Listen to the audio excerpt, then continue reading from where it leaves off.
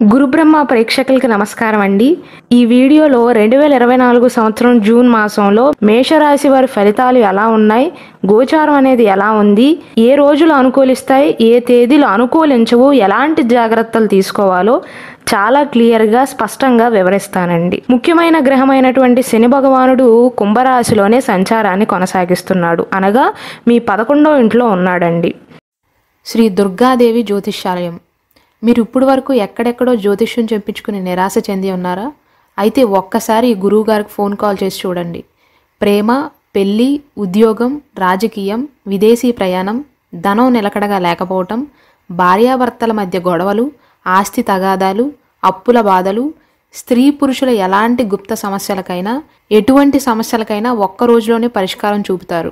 వీరు phone number 9542637206. Interest ఉన్న వాళ్ళు ఎవరైనా ఏ టైంలోనైనా వీరు కాల్ చేయవచ్చు. రాహువేమో మీనరాశిలో ఉన్నాడు, అనగా మీ 12th హౌస్లో ఉన్నాడు. కేతువు మీ 6వ ఇల్లు అయినటువంటి కన్యా రాశిలో సంచారాన్ని కొనసాగిస్తున్నాడు. కుజుడేమో మీనరాశి నుండి 1వ ఇల్లు అయినటువంటి మేషరాశిలోకి ప్రవేశిస్తాడు, అంటే మీ రాశిలోకి ప్రవేశిస్తాడు. శుక్రుడు 12వ తేదీ వరకేమో మీ 2వ ఇంట్లో ఉంటాడు, అంటే వృషభ రాశిలో ఉంటూ 12వ తారీఖున 3వ ఇల్లు అయినటువంటి మిథున రాశిలో సంచారాన్ని కొనసాగిస్తాడండి. బుధుడు ప్రస్తుతం మీ 2వ ఇంట్లో ఉన్నాడు. జూన్ 14వ తారీఖున 2వ ఇంట్లో నుండి 3rd హౌస్లోకి వెళ్తాడండి, అనగా వృషభ రాశి నుండి మిథున రాశిలోకి ప్రవేశిస్తాడు. మిథున రాశిలో ఈ నెల 29వ తారీఖు వరకు సంచరించి ఆ తర్వాత మళ్ళీ 4వ ఇంట్లోకి వెళ్తాడండి, కర్కాటక రాశిలోకి ప్రవేశిస్తాడు. సూర్య భగవానుడు ఈ నెల 15వ తారీఖు వరకు వృషభ రాశిలో ఉంటాడు, అంటే మీ 2nd హౌస్లో ఉంటాడండి. 15వ తారీఖు తర్వాత 2nd హౌస్ నుంచి 3rd హౌస్లోకి వెళ్తాడండి, అంటే వృషభ రాశి నుండి మిథున రాశిలోకి వెళ్తాడు. గురువేమో ఈ నెల మొత్తం కూడా 2వ ఇంట్లోనే ఉంటాడు, వృషభ రాశిలోనే సంచారాన్ని కొనసాగిస్తాడు. కాబట్టి ఈ గోచారం బట్టి చూసినట్లయితే జూన్ మాసంలో మేషరాశి వారికి అబోవ్ యావరేజ్ కాలంగా చెప్పవచ్చండి, అంటే సాధారణ కాలమే. యావరేజ్ నుండి అబోవ్ యావరేజ్ మధ్యలో ఉంటుంది. గురుబలం అయితే బాగుందండి. శని సంచారం కూడా అనుకూలంగానే ఉంది. మెయిన్గా ఉద్యోగస్తులకు అనుకూలంగా ఉంటుందండి. కొత్త బాధ్యతలను అయితే స్వీకరిస్తారు. కాస్త పని ఒత్తిడి పెరిగినప్పటికీ కూడా హ్యాపీగానే జరుగుతుంది. అయితే మేషరాశిలో జన్మించిన వారు జూన్ మాసంలో జాగ్రత్త పడవలసిన విషయం ఏంటంటే పరువుకు సంబంధించిన విషయాలలో జాగ్రత్తగా ఉండాలండి. ఎవ్వరితో కూడా మాటని తోలనాడవద్దు. కానీ సోషల్ గ్యాదరింగ్స్ అయితే ఉంటాయండి.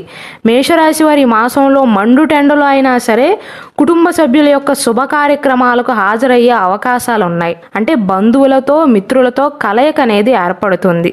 కుటుంబంలో ఆనందాన్ని కలిగించే సంఘటనలు అనేవి చోటు చేసుకుంటాయి. మీ బంధువులతో గతంలో మీకు ఏమైనా మనస్పర్ధలు ఉన్నా సరే చాలా వరకు ఆ సమస్యలు అనేవి తొలగిపోతాయి. అపార్థాలను సరిచేసుకుంటారు.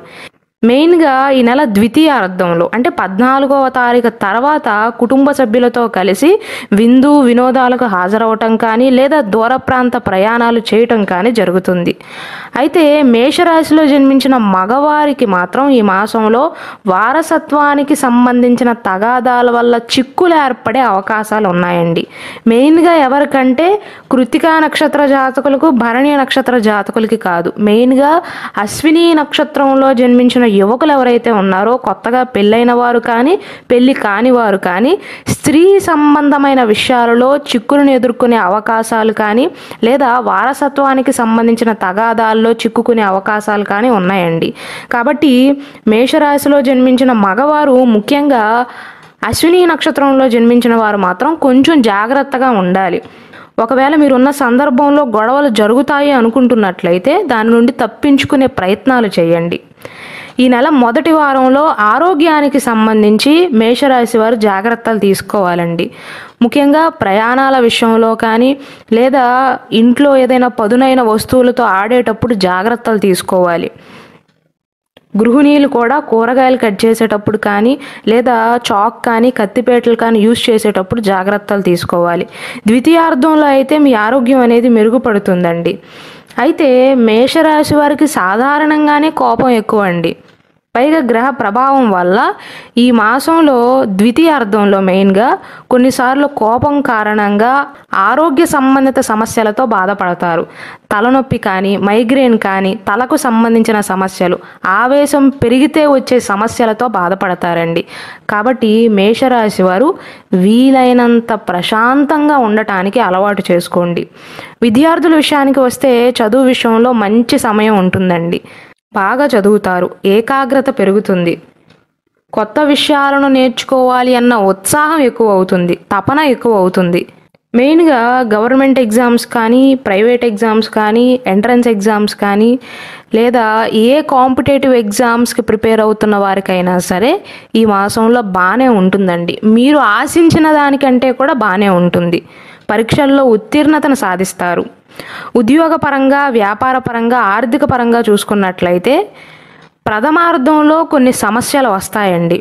మాట తీరు వల్ల, లేదా వారసత్వానికి సంబంధించిన సమస్యలు కానీ, ఆస్తి తగాదాలు కానీ, స్త్రీ సంబంధిత విషయాల్లో కొన్ని చిక్కులు ఏర్పడటం కానీ జరుగుతుంది ఈ మాసంలోని ప్రథమార్థంలో. అయినప్పటికీ కూడా మీ తెలివితేటలతో, మాట తీరుతో, సమర్థతతో ఆ సమస్యలన్నిటి నుండి కూడా బయటపడగలుగుతారు. కాకపోతే అనవసరంగా నన్ను ఇరికించారు అని కోపతాపాలకు గురవుతారు. ఒకవేళ మిమ్మల్ని అన్యాయంగా ఇరికించినా సరే, అన్యాయంగా మాటలు అంటున్నా సరే, వారి మీద ప్రతీకారం తీర్చుకోవటానికి చేతల్లో చూపించండే తప్ప కోప్పడటం వల్ల మీ ఆరోగ్యమే దెబ్బతింటుంది అని గుర్తుంచుకోండి. పని విషయంలో మాత్రం సానుకూల వాతావరణం అనేది ఏర్పడుతుందండి. ఏ పనినైనా సరే మేషరాశి వారు ఉత్సాహంగా పూర్తి చేయగలుగుతారు. అయితే కొన్నిసార్లు అత్యుత్సాహానికి పోయి సంబంధం లేని పనుల్లో తలదూర్చే అవకాశాలు కానీ, ఎవరో ఏదో మాట్లాడుకుంటుంటే మీరు తలదూర్చి మీరు ఒక మాట అనటం, అది వారు ఆపోజిట్గా తీసుకోవటం, ఇలాంటివి జరిగే అవకాశాలు ఉన్నాయి. కాబట్టే మెయిన్గా అశ్విని నక్షత్ర జాతకులు జాగ్రత్తలు తీసుకోవాలండి. అత్యుత్సాహానికి గురి కావద్దు. ఉద్యోగం చేస్తున్న వారికి ఎలా ఉండబోతుందంటే, మీ సహ ఉద్యోగులతో కానీ, లేదా మీ పై అధికారులతో, మీతో పాటు పనిచేసే ఉద్యోగులతో కానీ, లేదా మీ పై అధికారులతో కూడా మంచి సంబంధాలను కలిగి ఉంటారు. ద్వితీయార్థంలో వృత్తి విషయంలో కొన్ని మార్పులు చేర్పులు అయితే ఉండబోతున్నాయండి. నేను ఇంతకుముందు చెప్పినట్లుగా కొద్దిగా పని భారం పెరిగినప్పటికీ కూడా హ్యాపీ ఎండింగే అవుతుందండి. జూన్ మాసంలోని చివరి 2 వారాలలో ఉద్యోగానికి సంబంధించిన ప్రయాణాలు చేయవలసి వస్తుంది. ఆర్థిక పరంగా చూసుకున్నట్లయితే ఆర్థిక పరంగా మేషరాశి వారికి అనుకూలమేనండి.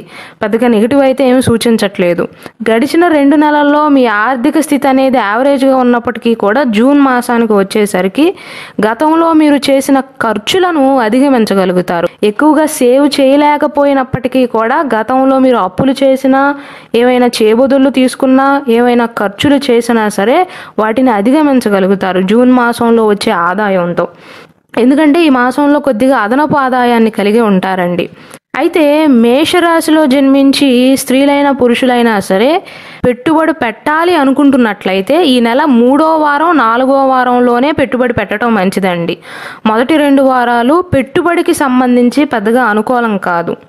అయితే మేషరాశిలో జన్మించి ఎవరికైతే ఇంకా పెళ్లి కాలేదో వివాహ ప్రయత్నాలలో మాత్రం ఆటంకాలు సూచిస్తున్నాయి. మెయిన్గా ఇది కూడా అశ్విని నక్షత్ర జాతకులకేనండి. భరణి నక్షత్ర జాతకులకు, కృత్తికా నక్షత్ర జాతకులకు వివాహ ప్రయత్నాల్లో సామాన్య ఫలితాలు ఉంటాయి. కానీ అశ్విని నక్షత్రంలో జన్మించిన వారికి మాత్రం స్త్రీ విషయంలో కానీ ఈ వివాదాలు ఎక్కువగా ఉండటం వల్ల వారి మైండ్ సరిగ్గా పనిచేయకపోవటం కానీ, ఎక్కువగా కోపతాపాలకి గురి కావటం కానీ, ప్రశాంతంగా ఉండలేకపోవటం కానీ జరుగుతుంది వివాహ ప్రయత్నాల విషయంలో. వైవాహిక జీవితం విషయానికి వస్తే, అంటే ఆల్రెడీ పెళ్ళైన వారికి 3 నక్షత్రాల్లో జన్మించి ఎవరికైతే పెళ్ళయిందో వారికి తృతీయ వారంలో చాలా అనుకూలమైనటువంటి మార్పులు చేర్పులు ఉండబోతున్నాయి. మీకు మీ జీవిత భాగస్వామికి మధ్య సఖ్యత అనేది కాస్త పెరుగుతుందండి.